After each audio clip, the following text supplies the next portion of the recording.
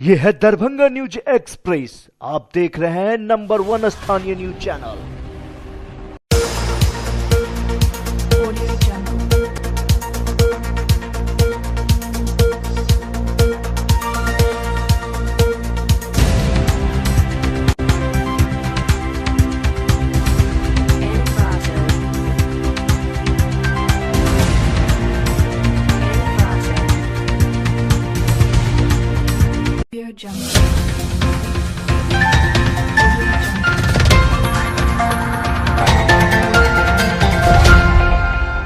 नमस्कार, Darbhanga news express में आपका स्वागत है। मैं हूं विनीता। प्रस्तुत है आज की ताजा खबरें। लोकसभा चुनाव को लेकर आदर्श आचार संहिता लागू होते ही सोमवार को समाहरणालय सभागार में जिलाधिकारी त्यागराजन एवं वरीय पुलिस अधीक्षक बाबूराव ने संयुक्त रूप से प्रेस वार्ता कर बताया कि निष्पक्ष चुनाव को लेकर जिला प्रशासन हर संभव प्रयास कर रही है।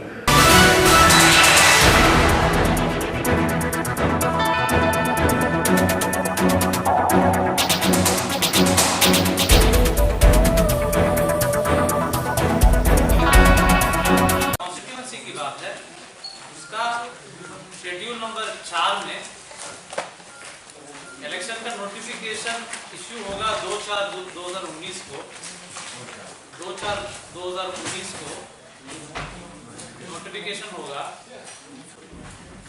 नॉमिनेशन का अंतिम तिथि होगा 9/4/2019 9/4/2019।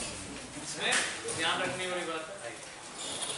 वाली बात है कि संडे और सेकेंड सैटरडे और फोर्थ सैटरडे या नेगोशिएबल इंस्ट्रूमेंट एक्ट के तहत जो छुट्टी घोषित है तिथि पर नहीं होगा। लेकिन हम लोगों का ऐसा कोई तिथि नहीं पड़ रहा एक्सेप्ट फॉर 7 तारीख। इसलिए आपका 2 से लेकर के 9 तारीख तक 2, 3, 4, 5, 6, 8, 9 लगभग 7 दिन नॉमिनेशन होगा। नॉमिनेशन के बारे में हम लोग बाद में सूचित करेंगे, जगह क्या होगा, स्तर, टाइमिंग सब सूचित करेंगे।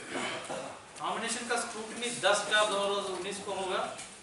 लास्ट डेट पर विथड्रॉयल 12/4/2019 को होगा और डेट ऑफ पोल जो है 29/4/2019 को। काउंटिंग पूरे भारत में 23 मई को होगा। इलेक्शन निश्चित तौर पर 27 मई तक समाप्त कर देंगे। ये दरभंगा पार्लियामेंट्री कॉन्स्टिट्यूंसी आपका कुशेश्वर स्थान 78 और 84 हायाघाट, ये दोनों का चुनाव भी उसी दिन होगा। अपने यहाँ सेम शेड्यूल में वो भी आता है, शेड्यूल नंबर 4।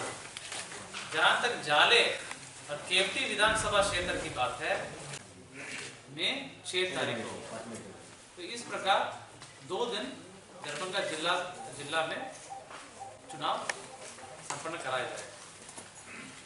जैसे आप लोग को पहले भी जानकारी दी गई थी, जिले में अभी तक लगभग कुल मतदाता की संख्या 26,94,078 लगभग करने का मतलब यह है कि अभी भी प्रक्रिया जारी है।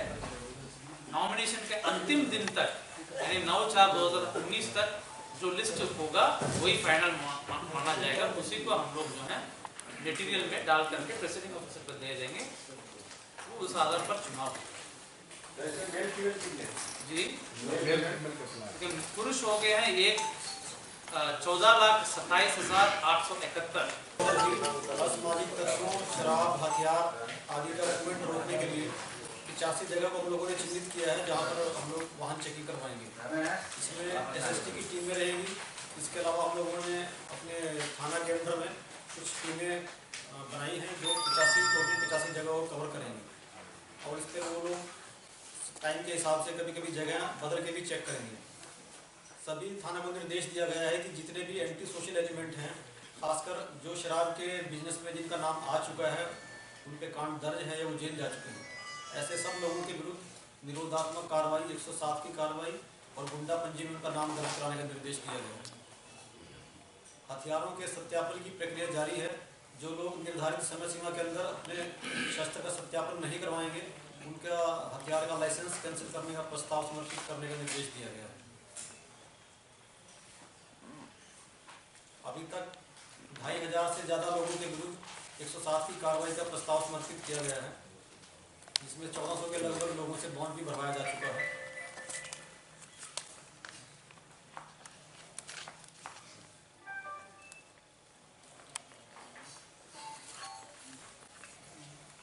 सीसीए के प्रस्ताव 16 के करीब हम लोगों ने समर्पित कर दिया है। 10 पहुंच चुका है जिला पदाधिकारी के यहाँ, कुछ अभी डाक में है। इसके अलावा सब थाना को टारगेट दिया गया है कि कम से कम 5 लोगों को अपने यहाँ के जो 5 मोस्ट वांटेड उनके जो ऐसे लोग हैं जो चुनाव को डिस्टर्ब कर सकते हैं, उनको दूसरे थाना पे हाजिरी लगवाई जाएगी, जो उनको जिला बदल किया जाएगा। आचार संहिता को सख्ती से लागू करने का निर्देश दिया गया है।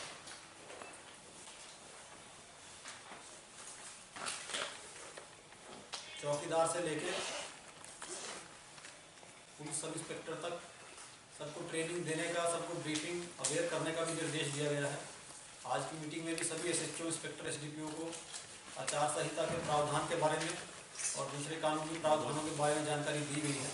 और यहाँ से जाने के बाद वो लोग अपने अपने थाना, सर्किल इंस्पेक्टर अपने ऑफिस में, एसडीपीओ अपने ऑफिस में अपने अधीनस्थों को ब्रीफ करेंगे और उनको जानकारी देंगे कि क्षेत्र में किस चीज़ पर उनको ध्यान रखना है।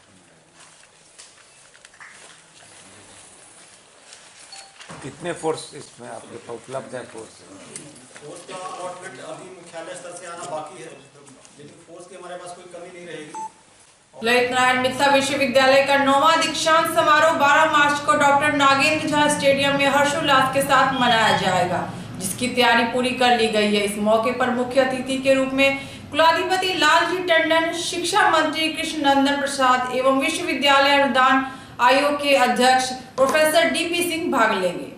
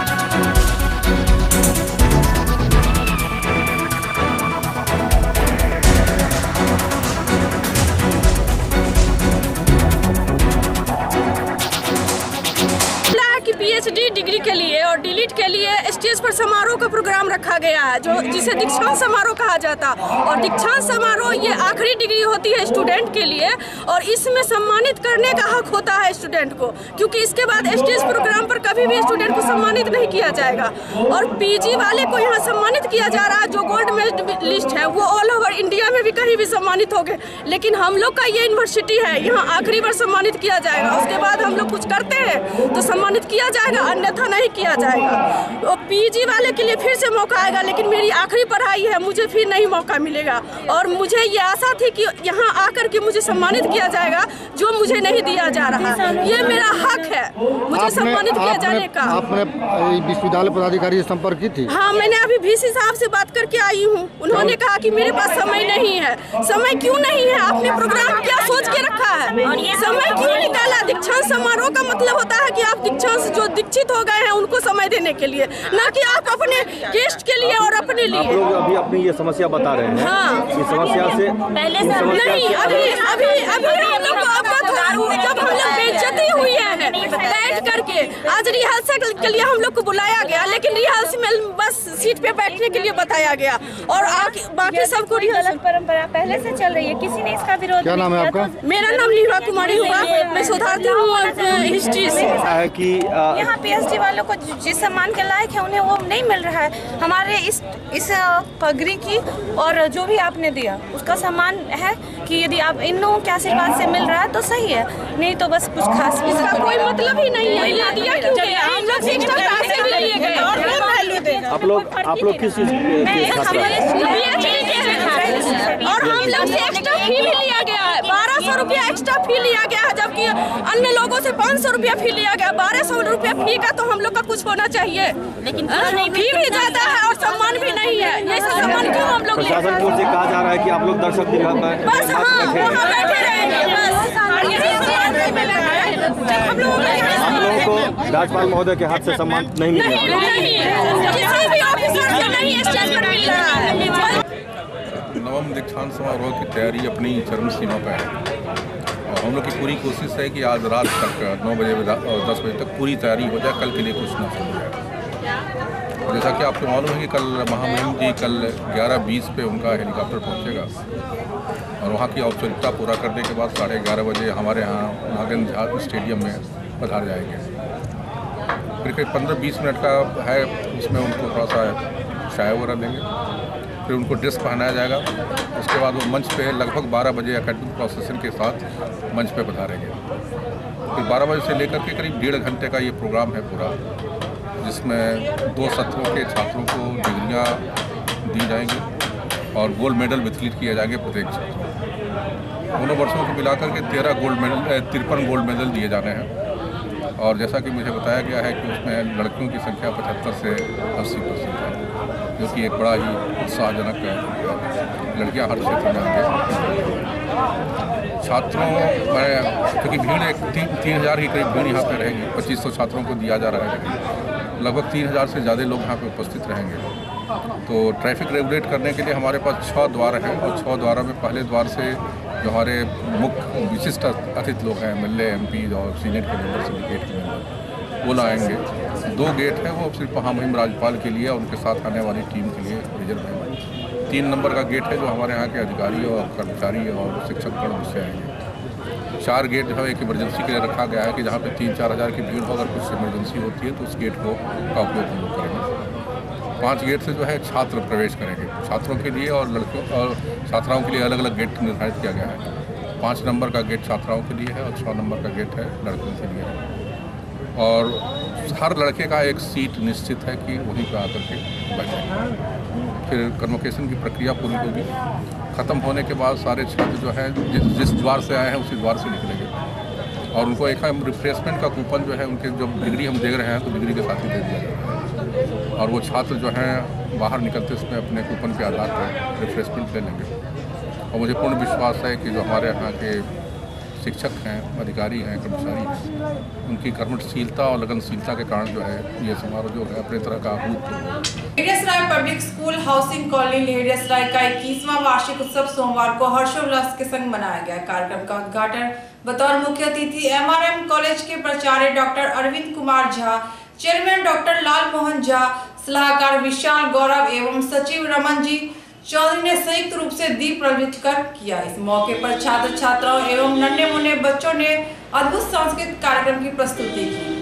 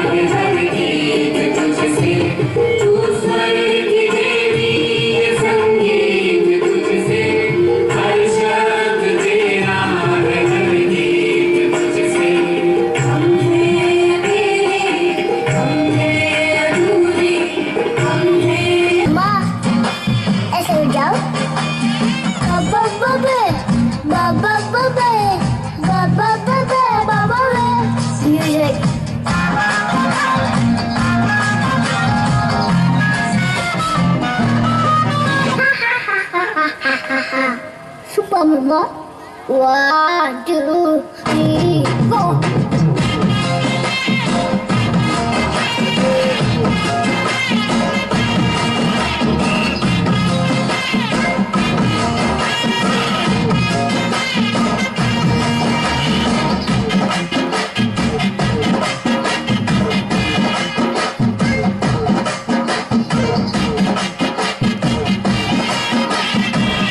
मम्मा मैं अच्छा कर रहा हूँ ना।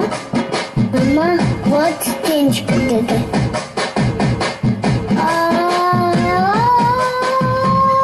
काइला ग्लास टॉयले इंग्लिश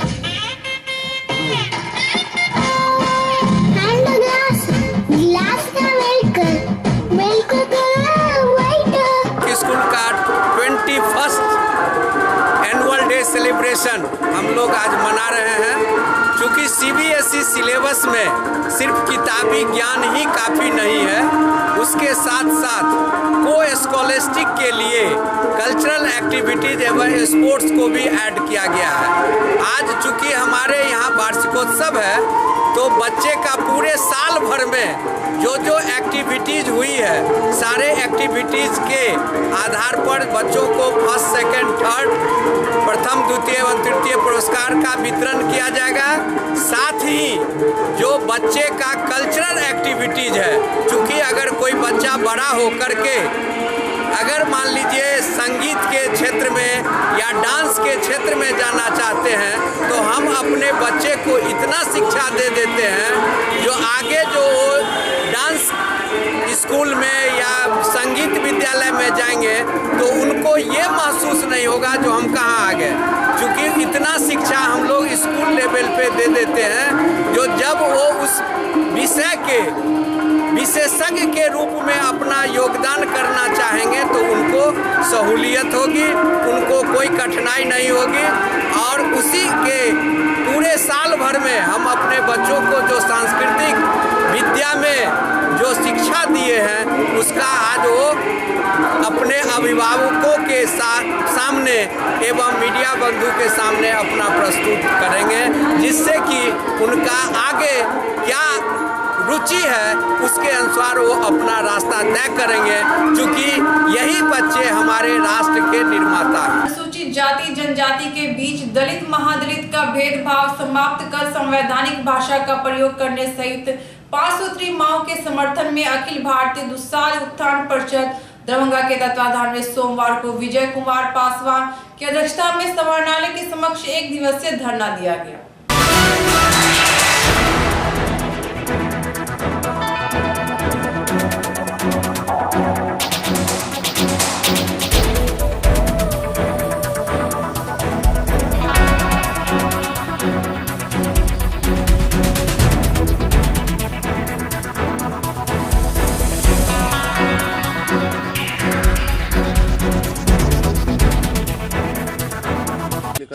आज अखिल भारतीय दुस्साहस उत्थान परिषद के तत्वाधान में 1 दिवसीय धरना कार्यक्रम का आयोजन किया गया है। और यह धरना कार्यक्रम आदर्श आचार संहिता लागू हो जाने के कारण हम लोगों ने अनेक प्रखंडों से दूर दूर से आने वाले आदमी को मना कर दिया और एक शांतिपूर्वक ढंग से जो है बाजा उजा सब रखे हुए थे सभी खत्म कर दिए और शांतिपूर्वक ढंग से आदर्श आचार संहिता का पालन करते हुए अपनी कार्यक्रम को कर रहे हैं। हमारी मुख्य मांगे हैं कि सरकार ने 14 अप्रैल 2018 को माननीय नीतीश कुमार ने अंबेडकर जयंती के शुभ अवसर पर पटना में घोषणा किया था कि अब दलित महादलित का भेद समाप्त करके पासवान जाति को भी महादलित की तरह सारी सुविधाएं प्रदान की जाएगी। परंतु आज 1 वर्ष बीतने जा रहा है, अभी तक इस संबंध में सरकार ने अधिसूचना जारी नहीं की, जिससे हमारे पासवान जाति के लोग उस योजनाएं से महादलित को मिलने वाली योजना से वंचित है। हमारी प्रमुख मांग ये है। दूसरा है कि अनुसूचित जाति जनजाति में भेद को समाप्त किया जाए। दलित और महादलित का कहीं भी संविधान में कहीं भी चर्चा नहीं है। ये नीतीश कुमार ने अपने मन से करके दलितों के बीच में पासवान अनुसूचित जाति को बांटने का काम किया है, इसका हम लोग विरोध करते हैं। साथ ही साथ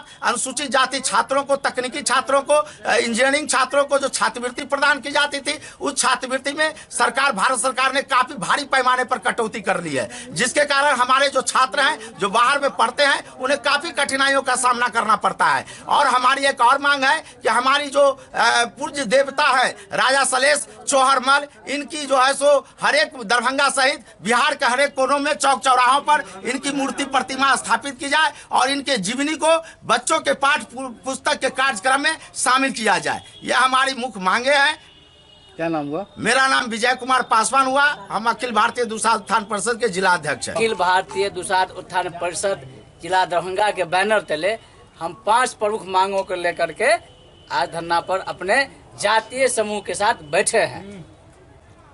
पहला मुद्दा है कि हमको अनुसूचित जाति जनजाति का कोई भेद न करे, एक में रखे अनुसूचित जाति में सिर्फ और जनजाति में। दूसरा कि हमारा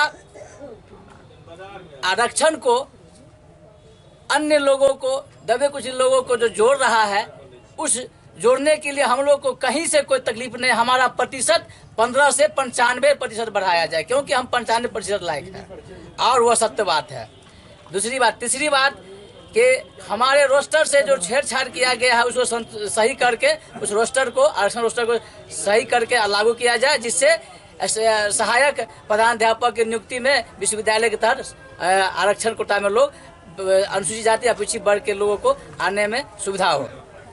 चौथा है कि हम लोगों के पूज्य कुल देवता राजा सलेश चौहरमल है, उनका कोई दरभंगा जिला में या बिहार में बिहार सरकार के द्वारा कहीं पर कोई प्रतिमा नहीं है। उसको लगाने में बिहार सरकार हम लोगों को मदद करे और उनसे हम ये विनम्र आग्रह करते हैं। तीसरी बात है कि हम लोगों को बार बार वोट ले लेता है और कहता है कि विकास के काम में हमें पासवान समाज वोट नहीं दिया। मुख्य रूप से हम लोग को छांट के रखता है। पांचवा अंतिम मांग है कि हम अपने जाति के उत्थान के लिए, उनके बाल बच्चों को शिक्षित होने के लिए बिहार सरकार जो दे रही है किताब, कपड़ा, भोजन या क्या कहते हैं पैसा, छात्रवृत्ति, उसमें जो उनके बिचौलिए लोग कटौती करते हैं, दबंगिरी करते हैं, खा जाते हैं, उसे वह सही रूप से पहुंचाने का काम करे। यही हमारा बिहार सरकार से निवेदन है। इसी बातों को लेकर के हम धरना दिए हैं अपने अखिल भारतीय दुसाध उत्थान परिषद के बैनर के तले। बहादुरपुर प्रखंड के मेकना वेदा पंचायत के मेकना गांव में कब्रिस्तान के रास्ते के सवाल पर एवं वाद बस्ती प्राथमिक विद्यालय को अतिक्रमण मुक्त कराने के मांग को लेकर भाकपा माले के बैनर तले 11 मार्च को समाहरणालय के समक्ष वैद्यनाथ यादव की अध्यक्षता में 1 दिवसीय धरना दिया गया।